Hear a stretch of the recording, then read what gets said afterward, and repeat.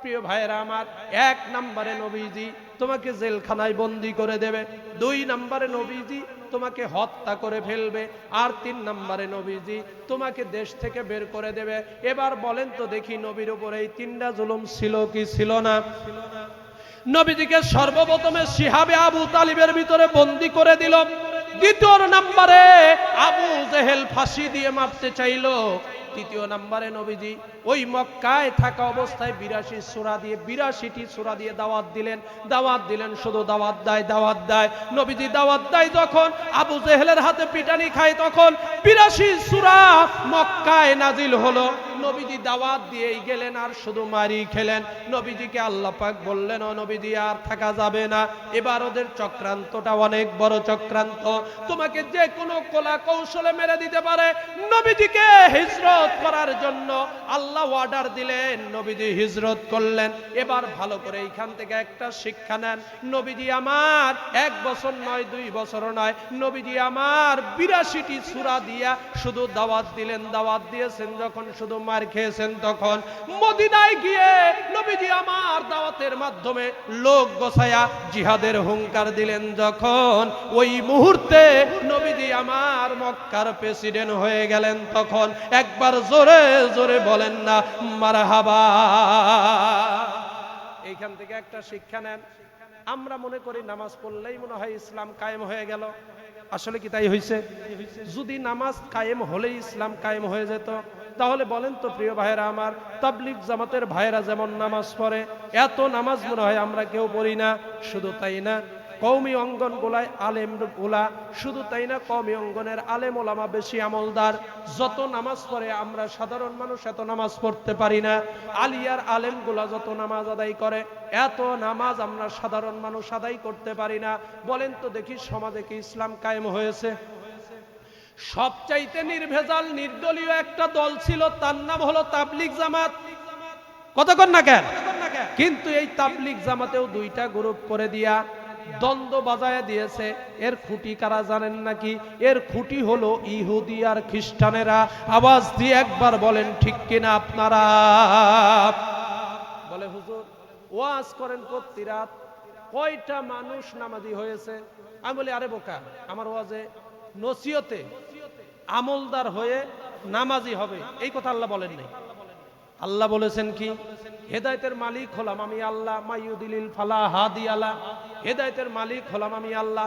তোমার দাওয়াত দেওয়ার কাজ তুমি দাওয়াত দাও, কে হেদায়েত পাবে আর কে পাবে না এইটা বিষয়টা হলো সমস্তটাই আমি আল্লাহর হাতে। প্রিয় ভাইয়েরা আমার, আমি আপনাদেরকে একটু এক্সাম্পল দিলে বুঝবেন। এই যে চেয়ারে বসে আছি, এই চেয়ারটা ধরেন এখনকার জন্য সব চাইতে দামি। এই চেয়ারের ভিতরে আমাকে থাকতে দেবেন কতক্ষণ? ওয়াজের আমার একটা নির্দিষ্ট টাইম আছে, 1 ঘন্টা অথবা আধা ঘন্টা। এই চেয়ারের উপরে আমি বসে আছি, ওয়াজ করতেছি। আপনারা আবার কান ধরে আমাকে নামায় দিবেন, হুজুর ওয়াজ যা করেছেন, খাওয়া দাওয়া করে বাড়িতে যান। প্রিয় ভাইরা আমার, আমি ওয়াজ করলাম, আপনারা এক কান দিয়ে ঢুকালেন, আরেক কান দিয়ে বের করে দিলেন। কিন্তু এই চেয়ার এই বাংলাদেশের সর্বোচ্চ জায়গায় বঙ্গভবনের ভিতরে আছে, ধরেন গণভবনের ভিতরে আছে, যেখানেই থাক না কেন, ওই চেয়ারের যিনি এখন বর্তমানের প্রেসিডেন্ট, যিনি মালিক, তিনি হলেন ছোট্ট একটা মানুষ, দেখতে ছোট দেখা যায়। তার নাম কি জোরে বলেন? ডক্টর ইউনূস। কি নাম বলেন? ডক্টর ইউনূস। আমার চেয়ার থেকে আমি সারা রাত ওয়াজ করলাম। কালকে ফজরের নামাজে একজন লোক বৃদ্ধি হলে হতেও পারে, নাও পারে, কিন্তু ডক্টর ইউনূস যদি ওই চেয়ারে বসে থেকে ডাক দিয়ে বলে, ও দেশের জনগণ শোনো দিয়ে মন, আগামী কালকে ফজরের নামাজে যাবে না যারা, প্রতি ওয়াক্তের জন্য 5000 টাকা করে জরিমানা ধার্য করা হলো, জরিমানা দিবে তারা। এবার বলেন তো দেখি, আমি সারা রাত কোরআন দিয়ে বোঝালাম, আপনার এই যে আমার ডান পাশে আমার মহাব্বতের ভাই তাজুল ভাই আপনাদেরকে সারা রাত বুঝালো, প্রতি জুমায় বুঝায়, নামাজে বোঝায়, প্রতি ওয়াক্তে বোঝায়। একটা লোক নামাজে বাড়তি হলে হতেও পারে, নাও পারে, কিন্তু ডক্টর ইউনূস যখন বলেছে 5000 টাকা করে ওয়াক্ত প্রতি নামাজে দেওয়া লাগবে, দেখবেন আল্লাহর কসম করে বলি, কোনো হুজুরের ওয়াজ করা লাগবে না, কোনো আলেমের একবারও নসিহত করা লাগবে না। জুমার চাইতেও আগামী কালকে ফজরের নামাজে দ্বিগুণ লোক হয়ে যাবে। আওয়াজ দিয়ে বলেন ঠিক কিনা? এখান থেকে একটা শিক্ষা নেন। কি শিক্ষা? তাহলে আমার হুজুরের ওয়াজে কাম নাই। কথা বলেন। আমরা যতই ওয়াজ করি, ওয়াজে লোক নামাজি হলে হতেও পারে, নাও পারে। আমরা দাওয়াত দিলেও লোক দাওয়াতি হলে হতেও পারে, নাও পারে। তাহলে আজ থেকে একটা সিদ্ধান্ত নেন ভাই, যদি কোরআনটা পার্লামেন্টে বসে যায়, আল্লাহর কসম করে বলি আগামী কাল থেকে জুমার নামাজের মতো ফজরের নামাজেও লোক হওয়া আরম্ভ হয়ে যাবে। তাইলে বলেন, নামাজি বেশি হলে সমাজে শান্তি আসবে না অশান্তি আসবে?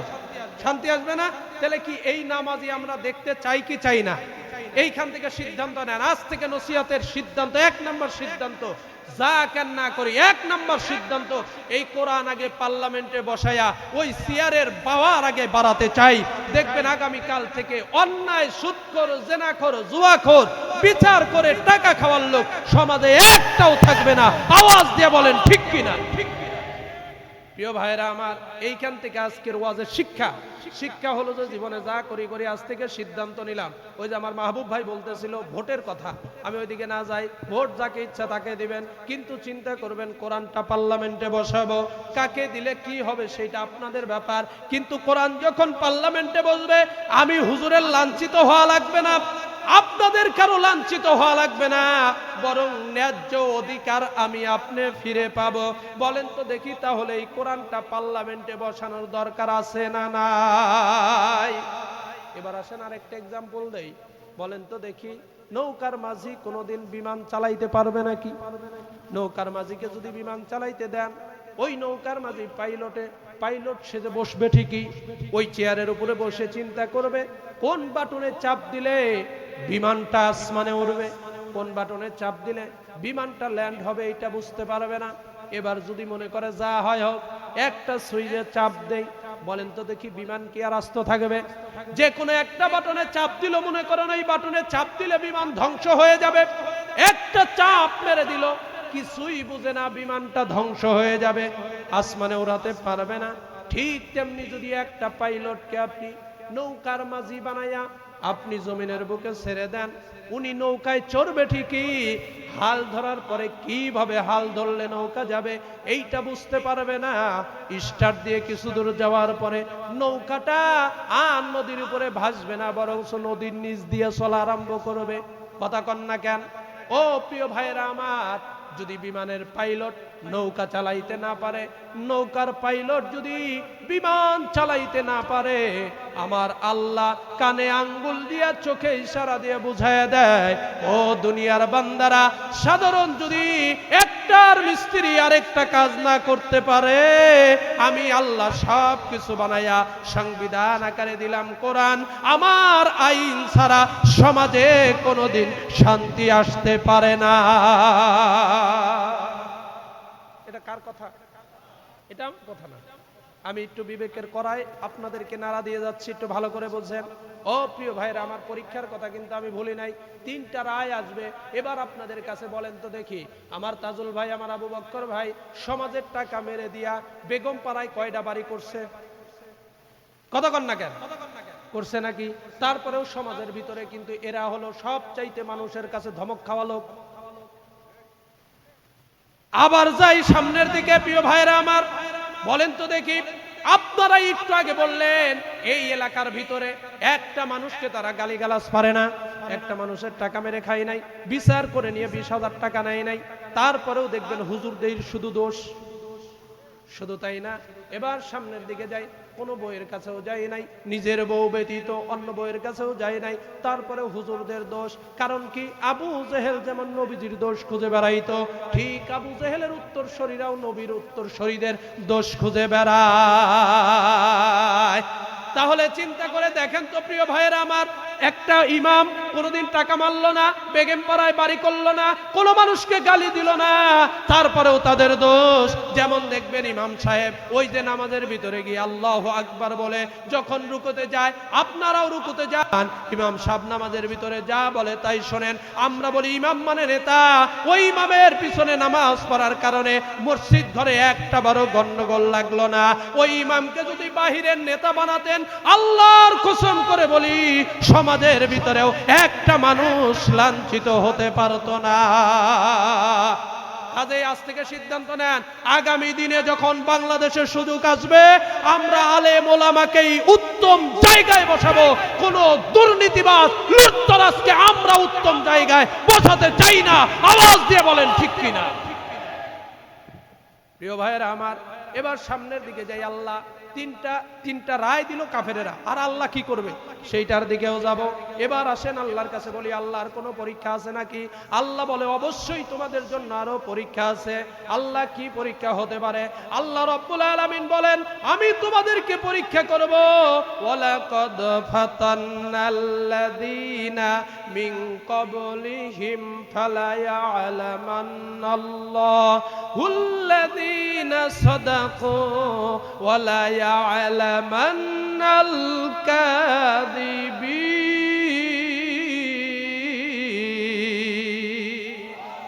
আল্লাহ পাক বলেন, আমি তোমাদেরকে পরীক্ষা করব। কি পরীক্ষা করব? তোমাদের পূর্ববর্তীদেরও পরীক্ষা করেছিলাম। আমার আদালতে কে সত্যবাদী আর কে মিথ্যাবাদী এইটার পরীক্ষা করব। সমাজে আমার মনে হয় সত্যিটা বেশি না মিথ্যাটা বেশি? কথা বলেন না কেন? তার মানে মিথ্যা বলে যারা, আল্লাহর দরবারে ইমানদার হতে পারে নাই তারা।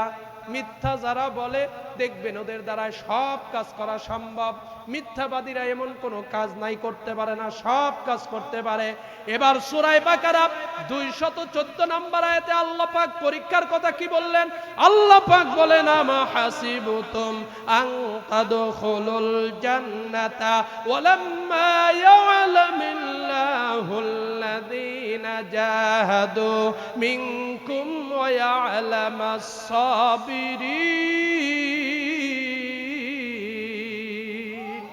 প্রিয় ভাইরা আমার, এবার সামনের দিকে যাই। আল্লাহ পাক বলেন, আমি জিহাদ দ্বারাও পরীক্ষা করব। সবচাইতে একটা দুঃখের বিষয় কি জানেন? এই কোরআনুল কারীমের ভিতরে যতগুলি আয়াত আছে, যতগুলি পারা আছে, যতগুলি অর্থ আছে, সব কিছুর ভিতরে যাচাই বাছাই করে দেখলাম আল্লাহ পাক সমস্ত কোরআনুল কারীমের ভিতরে ধৈর্যের ব্যাপারে আয়াত দিয়েছেন 102 অথবা 212 আয়াত, এরকম সঠিক আমার মনে নাই। মনে করেন আল্লাহ পাক এই কোরআনুল কারীমের ভিতরে 112 জায়গা অথবা 212 জায়গায় আল্লাহ পাক ধৈর্যের ব্যাপারে বললেন যে বান্দা তোমরা ধৈর্য ধরো, ধৈর্য ধরো, ধৈর্য ধরো।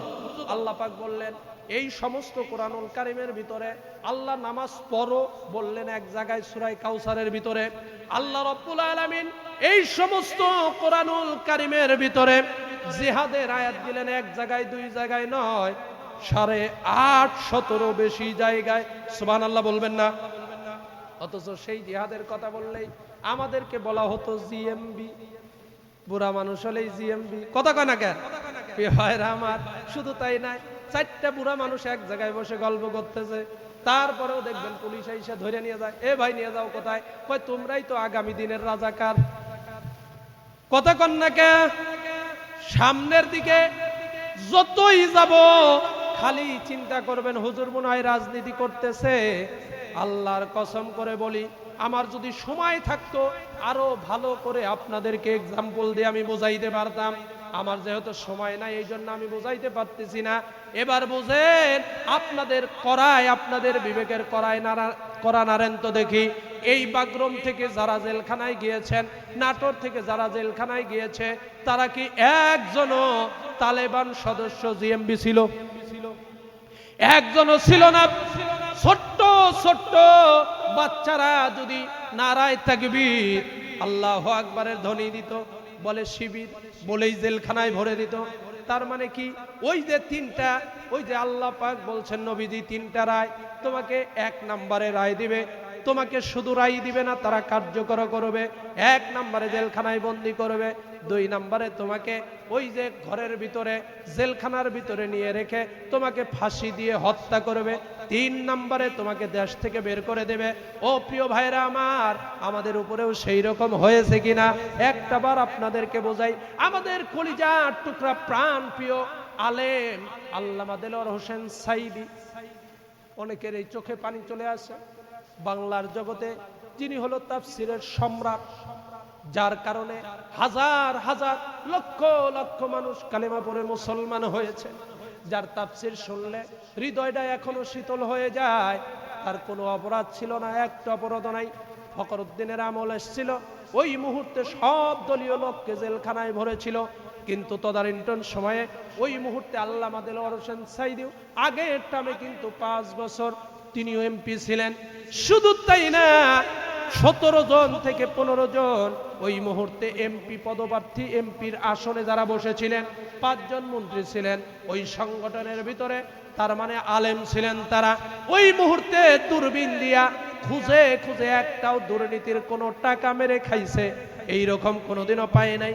কারণ কি? তারা হলো আলেম, তারা জানে যদি আজকে 1 টাকা খাই, কিয়ামতের ময়দানে আল্লাহ হুলকুমের ভিতরে হাত দিয়া আমাকে ধরে ফেলবে। এই জন্য 1টা টাকার দুর্নীতি তারা পায় নাই।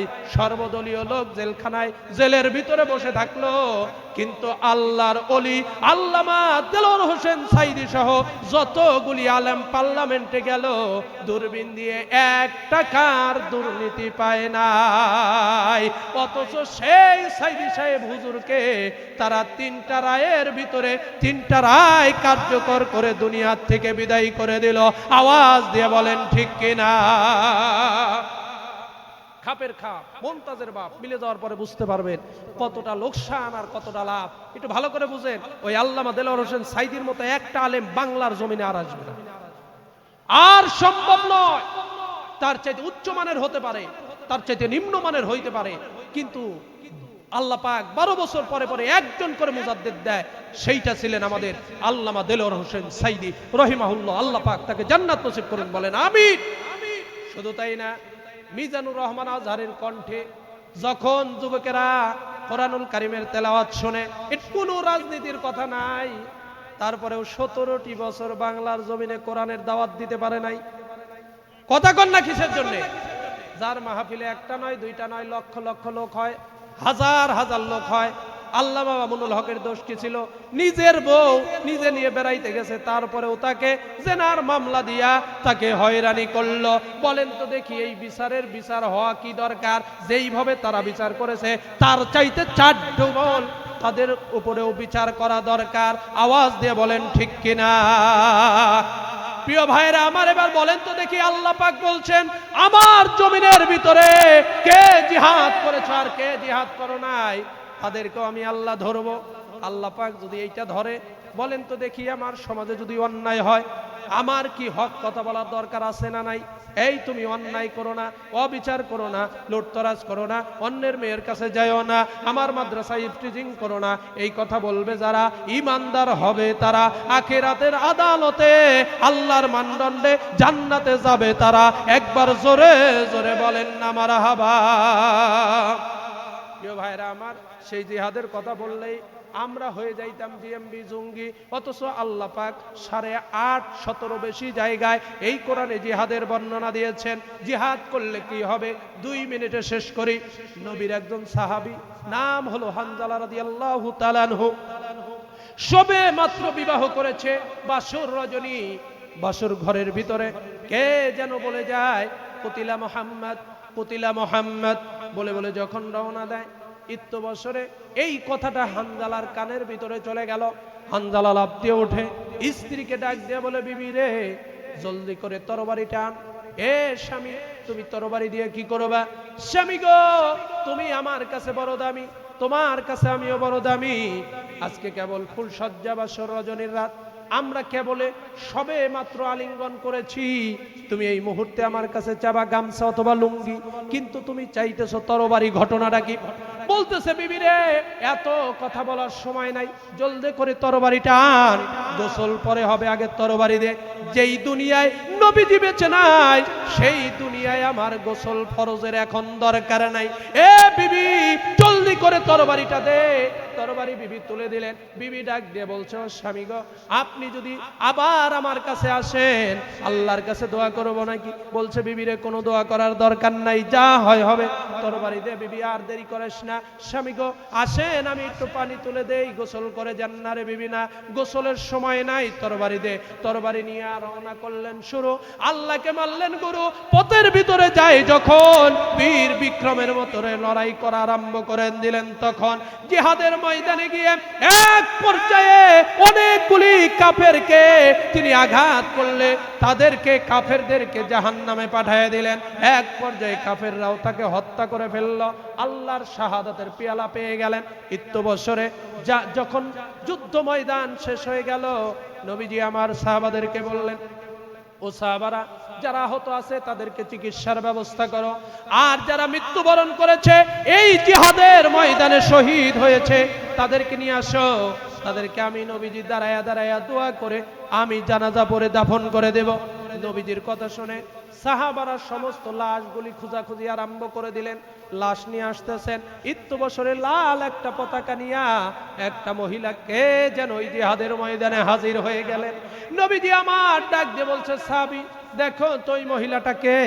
সাহাবীরা দেখতেছেন ওটা আর কেউ নয়, নবী গো, কালকে রাত্রিতে আপনি যার বিবাহ বন্ধনে আবদ্ধ করে দিয়েছেন সেই হানজালার স্ত্রী আপনার কাছে এসেছে।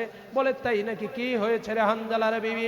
ডাক দিয়ে বলছে, ইয়া রাসূলুল্লাহ, ইয়া হাবিবাল্লাহ, আমি জানি শাহাদাতের মৃত্যু যারা পেয়ে যায় তাদেরকে গোসল করান না, তাদেরকে গোসল করানোর প্রয়োজন হয় না, কারণ কাল কিয়ামতের ময়দানে ওই মুহূর্তে নবীজি আমার বলেন ওই মুহূর্তে শাহাদাতের পেয়ালা যারা পেয়ে যায় রক্তাক্ত অবস্থায় উঠবে, কারো হাত নাই, হাত ছাড়া উঠবে। এ আমার বান্দারা, তোমার এমন হয়েছে কেন? ওই মুহূর্তে বলবে, আল্লাহ দুনিয়ার বুকে তোমার দ্বীন প্রতিষ্ঠা করার জন্য ওই মুহূর্তে লড়াই করতে গিয়ে আমার হাত নাই, আমার রক্ত ঝরছে। ও আল্লাহ, তুমি কি সেই খবর জানো না? আল্লাহ ডাক দিয়ে বলবে, শাহাদাতের পেয়ালা যারা পেয়েছো, ও শাহাদাতি মৃত্যুবাসীরা, যাও যাও, আজকে তোমাদের সবাইকে আমি আল্লাহ জান্নাত দান করে দিলাম। সুবহানাল্লাহ বলেন। বলতেছে, নবীজি আমি জানি কাউকে আপনি গোসল করাবেন না, ও নবী, কিন্তু আমার স্বামীকে আপনি গোসল করান। নবীজি আমার বলছে, কি বলো? বলে, ইয়া রাসূলুল্লাহ, গোসল ফরজ হয়েছিল কিন্তু গোসল করে নাই। আপনার কথা যখন শুনেছে মৃত্যুবরণ করেছে, আর এক সেকেন্ড আমার স্বামী ঘরে থাকতে পারে নাই। নবীজি আমার কাঁদতেছেন, নবীজি আমার চোখের পানি ফেলে ফেলে কাঁদতেছেন। নবীজির মনটা খারাপ হয়ে গেল। ইত্যবসরে সাহাবাদেরকে বললেন, ও আমার সাহাবারা, যাও যাও, দেখো আমার হানজালার লাশটা কোথায়? আমার হানজালার লাশটা কোথায় রে? তন্ন তন্ন করে খুঁজে কোন জায়গায় হানজালার লাশ পায় না। হানজালার লাশ গেল কোথায়? নবীজির কান্না যেন আরো বেড়ে যায়। ইত্যবসরে জিবরাইল আমিন এসে বলছে, ইয়া রাসূলুল্লাহ, আপনি আসমানের দিকে একটা বারের জন্য তাকান। নবীজি আমার আসমানের দিকে তাকালেন। ওই মুহূর্তে আল্লাহর 7 স্তবক আসমানের দরজাগুলি খুলে দিলেন। একটু জোরে বলা যাবে কিনা? আল্লাহু আকবার। আরে আল্লাহ 7 স্তবকের আসমানের দরজা খুলে দিলেন। একজন নয়, দুইজন নয়, ৭০,০০০ নূরের রহমতের ফেরেশতাগুলি হানজালার লাশ ধোয়াতেছে।